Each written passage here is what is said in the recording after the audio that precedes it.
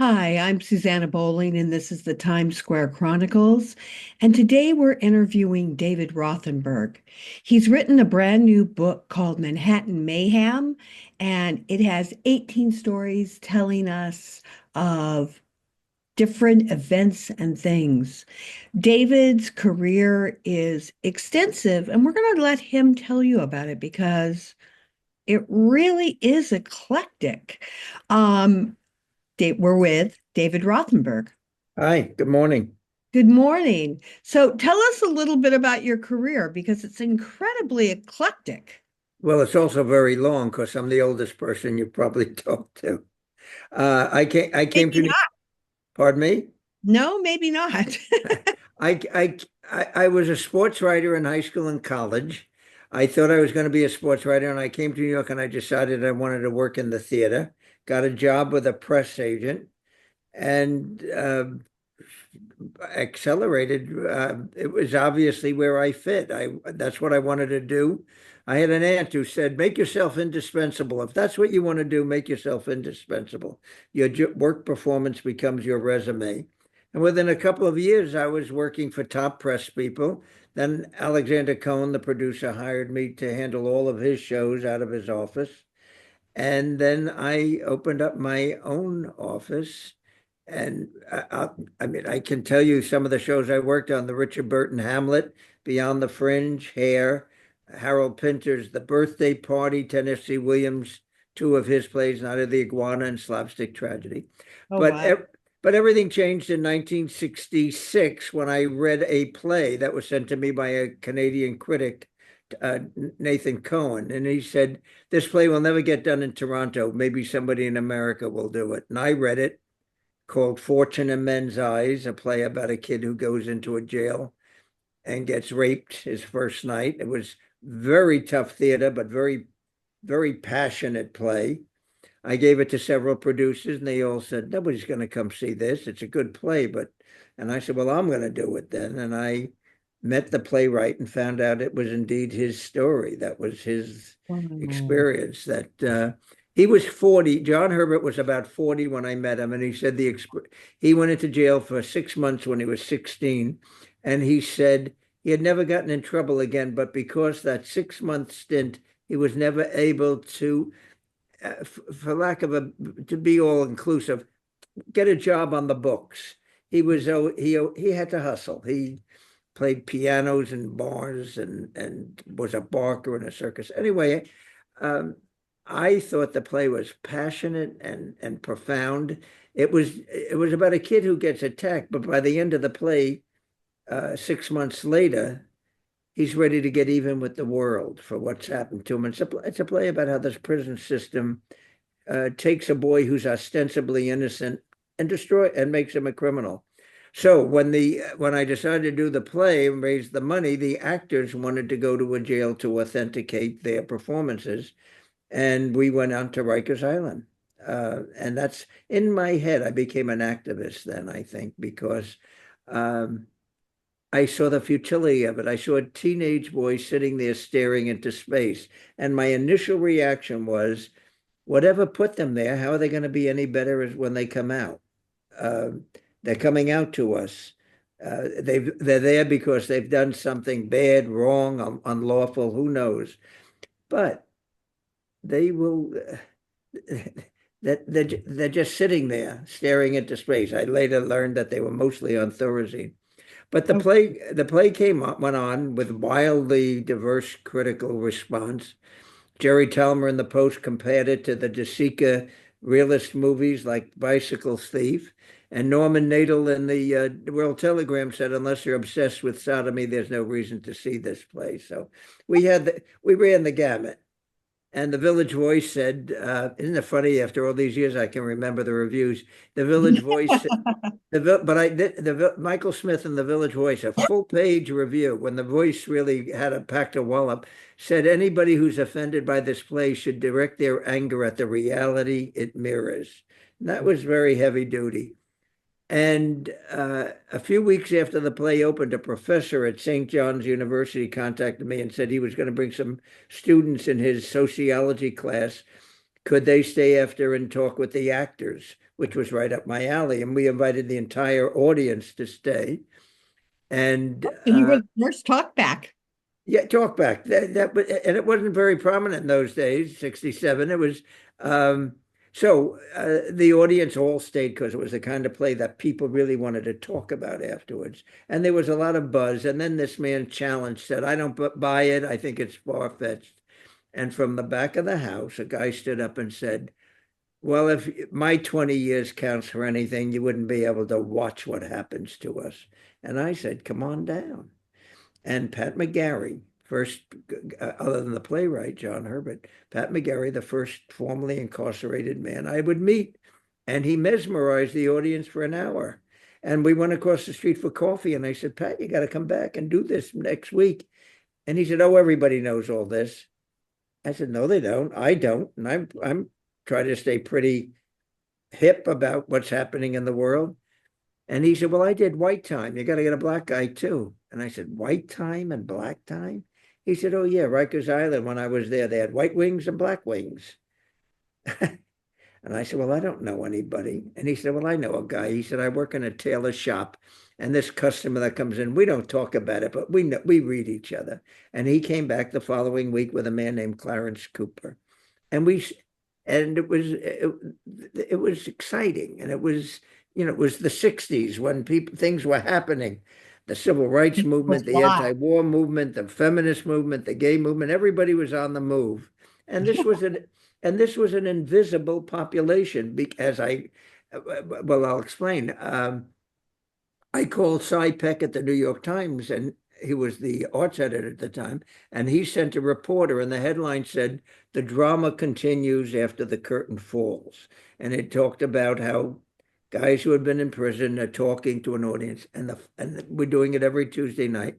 And the following Tuesday night, when the discussion began, it suddenly was apparent that at least a dozen guys in the audience had done time. And we all went across the street and had coffee at the Limelight on Sheridan Square. And what I learned from them is that most of them were working. Uh, and if anybody knew that they had done time, they would lose their jobs. They had to lie about everything. They lied about, none of them had leases on their apartments, either a girlfriend, a relative, a buddy signed the lease. Uh, they were all staying out of trouble, but they were all had this Damocles sword over their head. And I was Mr. Naive. And I said, well, when does the punishment stop? And they all looked at me and said, it's for life. It's forever.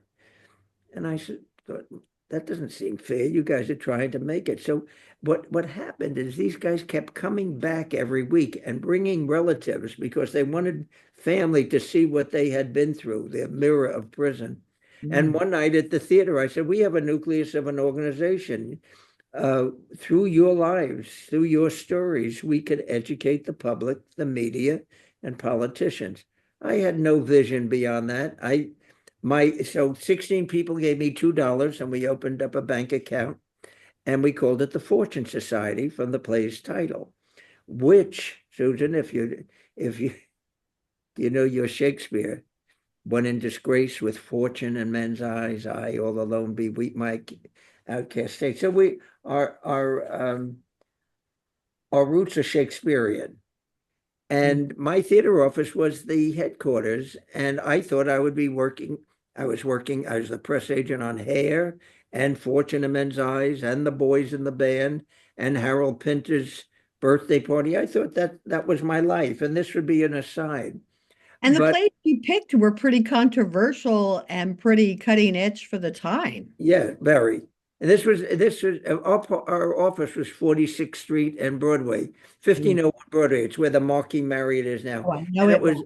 it was a theater building. Bob Yeah, that's Whitehead, so missing. I remember yeah, that Theater building. Week and Anta, Bob Whitehead, Bloom Garden, Kazan.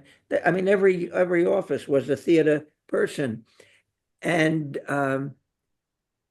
four of the guys I booked them on a David Susskind television show, and four guys agreed to go on and risk their anonymity. And the next day, about 100 guys were waiting in the stairwell to come to my office, thinking I was this thriving organization that was helping them. They were all looking for jobs and housing. Uh, and I'm a press agent sitting there with posters, and I didn't, I'm just a press agent. I'm getting guys on radio and television and newspaper articles, but this was a whole different dimension. And one of the guys standing there watching me said, "You don't know what you're doing. Get over there." And he sat down. His name was Kenny Jackson. He literally became our first counselor.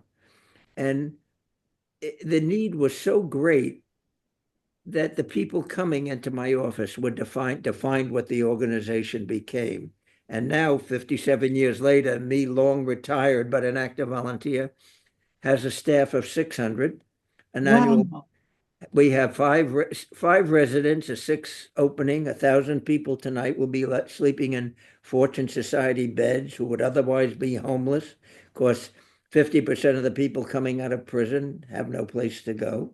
They either never did have a place or they burned all the bridges. So it's but the theater was part of it and has always remained a part of it. As a matter of fact, later today, I'm having lunch with a group that we meet every 6 months. It's the Alexander Cohn Alumni Association. People that, you know who Alex Cohn was, the producer? Of course. Give my Yeah. regards to Broadway. Yes. Yeah. So we meet every 6 months, and it's people have gone on to. I don't know who'll show up today, but some of the people have shown up. Jeff Richards, the producer, and I know Jeffrey. Jules Jules Fisher, the lighting designer. Ted Chapin, who went on to work with Rogers and Hammerstein, ran their office. Right. Mickey Alpert, who became the press guy for Joe Levine. Davina Belling, who was a film producer. Uh, and it's interesting that we all met at one. Oh, Meg Simon, who's a very important casting director.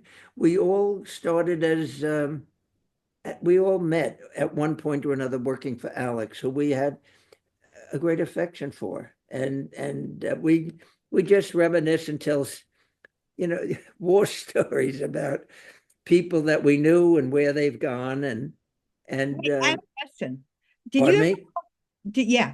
Did you ever hook up with oh my God, now his name went out of my head. David. Um, his name will come to my head, but David Henry Buell. Oh yeah, he has Yes. a he has an organization, a nonprofit that Mhm. helps guys get jobs, Right. and he trains them. Yeah, that actually the Fortune Society main office is in Long Island City, and his group is down the block. Yeah, he used to be in Midtown, like in the Village. Um, And we got too big, and I helped I helped him at one point. uh, well, a lot of our guys go to him for training, and a lot of his guys come to us for other services. Yeah, it's a small, you No, I know, can see how you two would connect, yeah, yeah. how these organizations would help each other. And so when you said eclectic, I guess working with former prisoners and being in the theater, I do a radio show which I've been doing for 50 years, What's and the radio show on? WBAI. No, no, no, but what's it about? It's about 2 hours. That's an old joke. It's I uh, No, I mean, what are your I subjects? I I What interview people. I play music. Let's see. This Saturday, my guest will be Robert Garland, who's the new artistic director of the Dance Theater of Harlem. I will be playing music. I think I'm playing. I have it all planned. Who am I playing this week? Probably. It's usually Ella Fitzgerald, Frank Sinatra, Carmen McRae. My era.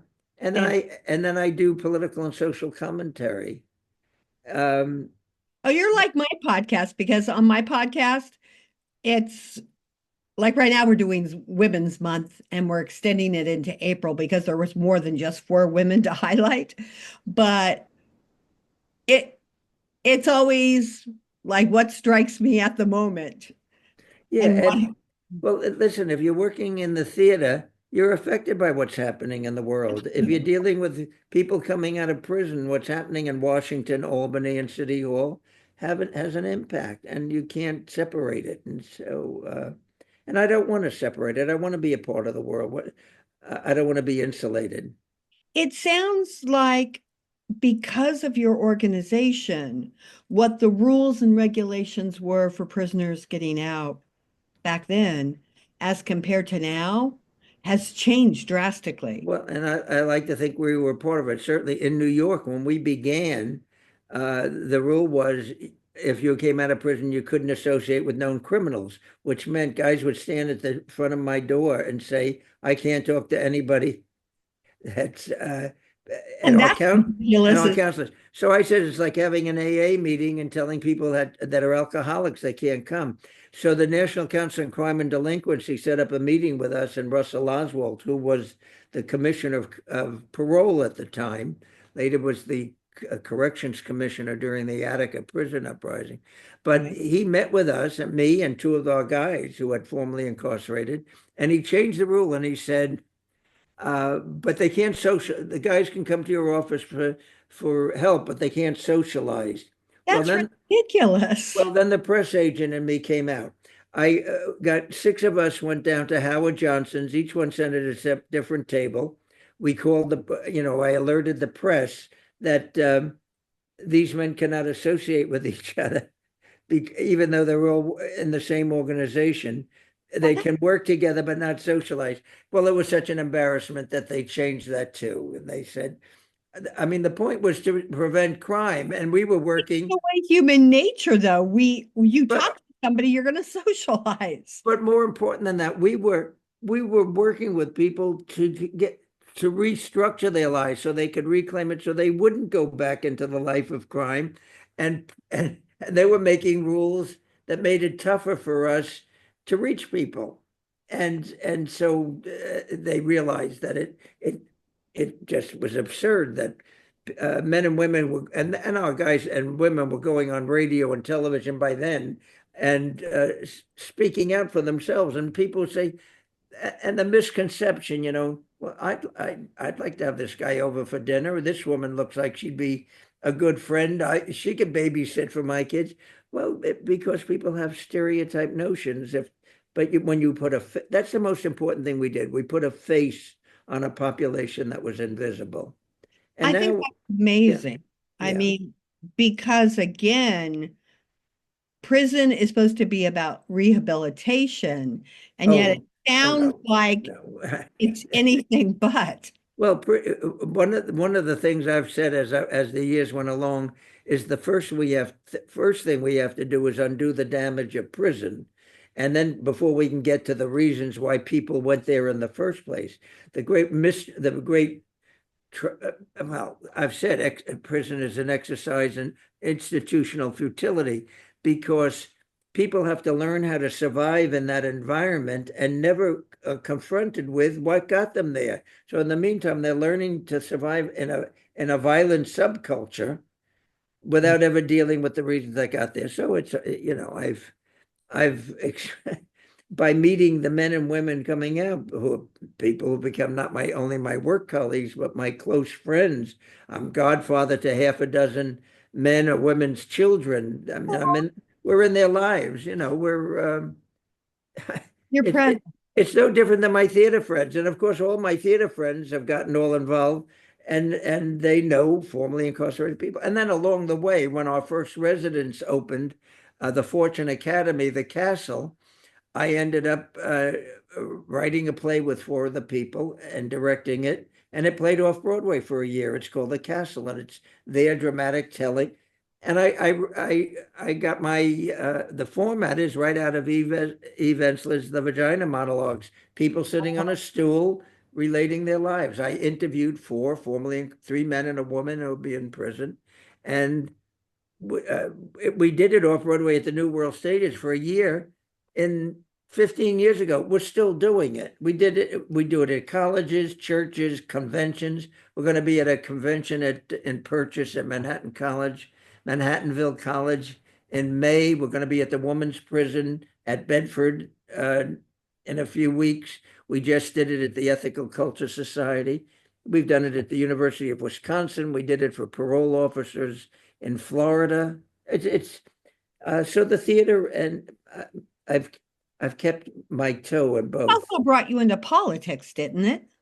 Well, I did run for city councilman, and I didn't win, and I'm almost relieved. But I didn't. Then I was elected to state committeeman in the Democratic Party, which I had, and One of the reasons I got political is because in the early days of Fortune, I mean, I was, I wasn't a political groupie, but I tried to stay interested and informed.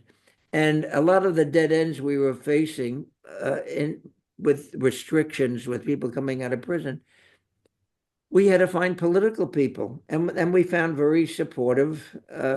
We found ears, people that would listen and see the logic of what we were saying. So I did become political, and then I wrote a book which came out about 10 years ago, a memoir called Fortune in My Eyes. And then during the pandemic, I I started, these stories were kicking it around in my head. Some of them are based on people and very tough experiences I had with people I met at Fortune. One is a story that's never been told because the people can't talk about it. Can they uh, talk about it now? yeah, I can't. Well, it's in the book. Yes, he, I changed the gender. I changed a lot of things and fictionalized it. But what it's ostensibly is somebody who grew up in a witness protection program because their father had testified against the mob. Mm. And this was an individual who I met as a child who ran away from the family, where all the siblings and his mother and father were destroyed by their lives because they had no life. They moved from place to place. They couldn't talk to anybody. They lived in constant fear. And this individual, who shall remain genderless and nameless, um, came to New York to find me. And I said, uh, one of the things that the person told me is they can never talk about it. And I said, but you're talking to me. And he said, but you were there at the beginning. I knew you as a little boy, and I knew I didn't have to explain it. You loved my father, and I introduced the father and the mother to each other. Wow. Um, and and it's a terrible story. I mean, growing up in a witness protection program, nobody ever. It's not known because the people that have grown up in witness protection programs just can't talk about it. They, Right. I said to the individual who's a good Catholic, "What about a priest?" I can't trust a priest. What about a therapist? No, I can't. I've been trained not to talk to anyone. And I said, but that's when I said, but you're talking to me. And he said, the, the genderless person said, but I knew you as a little boy. I didn't know the priest or the therapist as a little boy. I know who you are. And so that's one of the tough stories in the book. Others are, I think, are funny. Have you found out, because this is something I found out through life, that the more outrageous the story, the more that it seems implausible, the more true it is? Yeah. Well, I don't know if this one is, yeah, this, This is an that's, well-known well, fact, that but story, which I call The Uninvited, uh, I don't know if people will find it far-fetched, but it's so alien to our experience that I mean, can you imagine 6 years old with four siblings from Brooklyn, and you're living in a small town in Alabama, and the yeah. government people have told you you can't talk, you can't make friends, because if you make friends, if you go to somebody's house, the mother will invariably say, "What does your daddy do? Where's your mother?" You can't do that. So and the kids dropped out of school. How do you have a life? Well, they don't. And the one that came to me said the four siblings are on drugs and booze and in jail, like their father. Uh, and this person ran So the away. cycle continued. Was life-saving at 18, ran away and created a whole new identity, but still lives in fear. Has children, a is married, has children. And one of the things we talked about is the imposing the fear on the third generation and Mm. trying not to. But you are what you become, you become what you are. It's tough. This, I wrote a book on child abuse, and this sounds like what happens in child abuse. Well, yeah, it's a different kind of child abuse. Nobody was beating them or abusing, but the situation was abusive. Abuse is not always No, hitting. or that No, that. no, this is very, it is, yes, you're right. It is abusive because the situation is not, you shouldn't, a child shouldn't be raised to be told you can have no friends. No, And daddy living with guilt runs around the house drunk all the time. And mommy's going mad because she's a Brooklyn girl who's living in first in Alabama. Alabama, Fayetteville, Arkansas. I mean, and That couldn't itself is torture. yeah, and couldn't talk to anybody. The next door neighbors, they didn't talk to the neighbors. They were probably the individual said they probably thought we were crazy because They they never thought to create a new identity and like they screw. did create a new identity, but they're afraid of being found out. Yeah, see, I'd be like, I don't think I would know how not to make friends. I don't know what I would do. Yeah, I don't I know. would make friends. I would make up my own little world and then Well, I would go make but them go well, be friends. you can say that, but when you're 4, 5, No, and I've 6 done years it. old and you're drilled into your head that you can't, that becomes who you are. When you're a small child, that you can't process that. You become that. I mean, I'm not defending it. No, no, no. I'm trying to understand it. I completely understand it. I've just always been a little black sheep. And if you tell me no, that's my version of yes, But or how to get around it. I'm not arguing with your position, but you weren't. If you're living with a family where they all validate that behavior, the it's tough to get. I don't know how this individual broke away. I think it was heroic to break I away. I And agree. It's incredibly tough. yeah, It's incredibly tough to break away from your I don't family. want you to, but I don't want you to think Manhattan Mayhem is all tough, grim stories. There's one, I have one about my mother called Oi, Do I Remember Mama? And it's about all the everybody grows up in a family where mommy or grandma has rules and that has been handed down to the, for example, in my family, one of the things I read about, we couldn't have a milk, never could have a milk bottle on the table. And I visited my sister in Florida and I noticed she had a pitcher too. And I said, you too, why can't we? Will she come back from the grave and strike us? And there's a reason why we don't, something happened to her in her family with her mother, Hmm. uh, no milk bottles, and that's the basis of a story called Called Oi the Doily. sins of the father. But it's amusing. When you're little, it's sort of annoying, but when you get older, it's part of the nostalgia of family life. Oh, absolutely. I mean, I've found out that old wives' tales that you think are just like insane as a little kid were all freaking true. Yeah. It's like, oh wow, that was really I, true. I thought I it was should insane. I wish I had a copy of my book. I should hold it up because on the back cover, do you have a minute for me to run and get it? Yes, of 6 course. seconds. I want to show you the picture on the back. Okay, I would love to.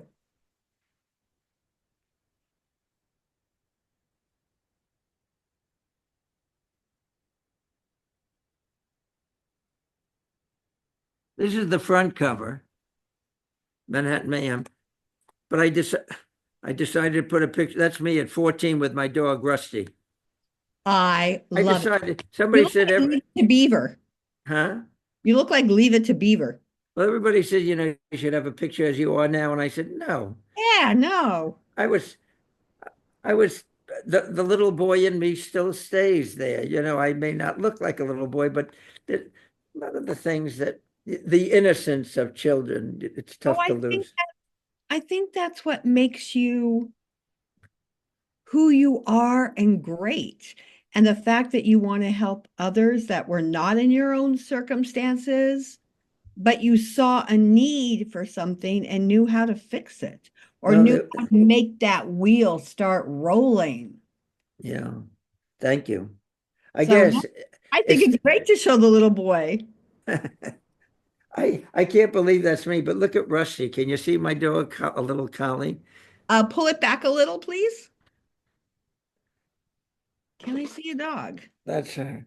She's a collie. Oh, it's got ears. I see the ears. Is that what I'm? They put this thing over it that, for selling it. But She slept with me all through my, junior high school. And eventually it became her bed. And if I would move in the middle of the night, Rusty would look at me as if to say, I'm sorry, you're creating a little too much activity. But there's nothing like waking up in the morning with that snout in your face, Mm. looking at you, just waiting for me to open my eyes as if to say, okay, David, what are we going to do today? She was a great friend, a great comfort. Every What? little boy should have a dog. Oh, I agree. Or a cat. For me, a cat. Um, what haven't you accomplished that you would like to accomplish? Oh, that's an essay question. I haven't accomplished world peace. No, there's so much. I've often said if I had two lives or three lives, um, one of Many my other people. lives, I would have lived in Italy. And because I worked on an Italian musical that Alex produced called The Rugantino. And when I went to Italy the following year, hosted and by all my friends from the Italian theater community. And I thought, I was offered a job at the De Laurentiis Studios Oh, wow. to be a liaison press-wise between New York and Rome. That would have been an ambassador's job, linking two wonderful cultures together. I would have loved to have done that, but I Of, didn't, of all the shows that you produced, or did the press you- on. I or did the press on, besides the one that you did, Well, that, Fortune Men's Eyes changed my life, of course. but besides that one, what other shows changed your world?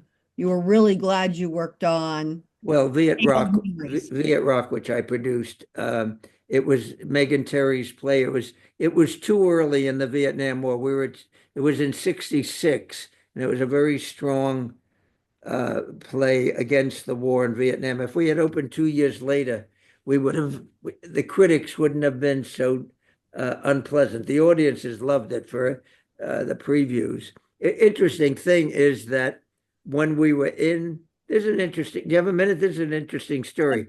Before, do you know who Robert Brustein is? Yeah. He was the dean of the Yale Drama School for many years, and before that, he was a critic on the New Republic. And we became friends.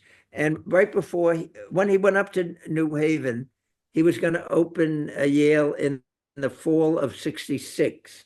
And that spring, he invited me. He called me and said, "Come spend a day with me." And we showed me around. I said, "What's up?" And he said, would you consider being assistant to the dean? And I thought, Oh, that's just the kind of theater I wanted to do. And I said, I'll go home and get my toothbrush. And he said, well, think about it for a few weeks. We don't open until, we're not going to be here until the fall. And a couple of weeks later, he called me and he said, listen, I have one guy working. And he said, I should wait with you because you were a press agent and I need somebody with production experience. I said, all due respect, Dean Brustein. When I worked in Alex Cohn's office, I may have had the title of the head of the press, but I sat in on all production meetings and I have a fairly good sense of what has to be done with the lighting design and the costume and the contracts and all of that. And he said, well, let's wait 6 months. And I said, fine. I had opened my own office. And then I had went to La Mama and saw this workshop of this anti-war musical called Viet Rock.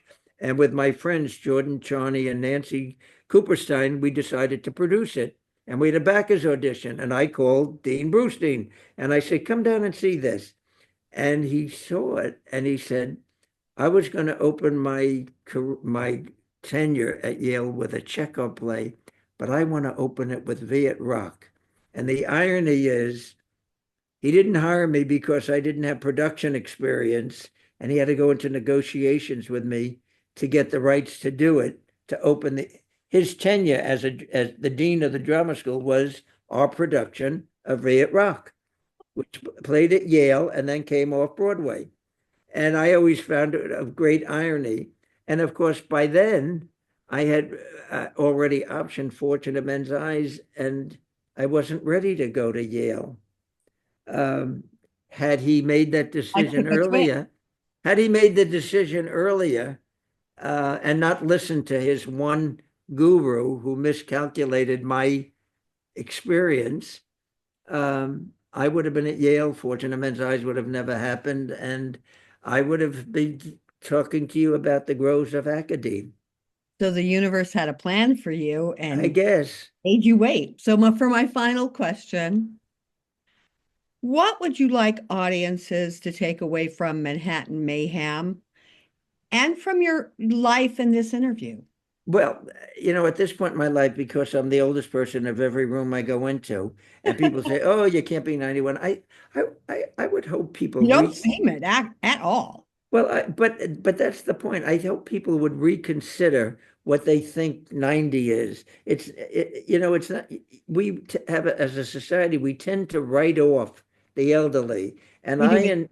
and I insist that I will not be written off until the last breath is here. That no, it's not somebody's age or their gender or their color.